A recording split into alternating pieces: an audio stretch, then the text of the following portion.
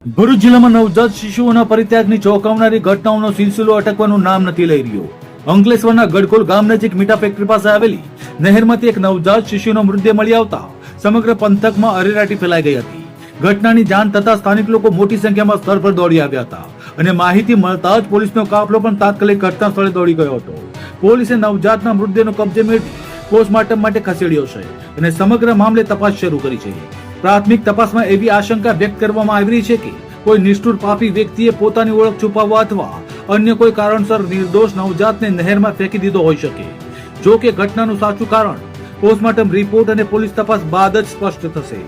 ચોંકાવનારી વાત એ છે કે ભરૂચ જિલ્લામાં છેલ્લા માત્ર 30 દિવસમાં નવજાત શિશુનો મૃતદેહ મળી આવવાની અથવા પરિત્યાગની આ ચોથી ઘટના સામે આવી છે. વારંવાર બની રહેલી આવી ઘટનાઓએ સમગ્ર જિલ્લાની સામાજિક સંવેદના સામે ગંભીર પ્રશ્નો ઉભા કર્યા છે. આ ઘટનાઓ બાદ અનેક સવાલો ઉઠી રહ્યા છે.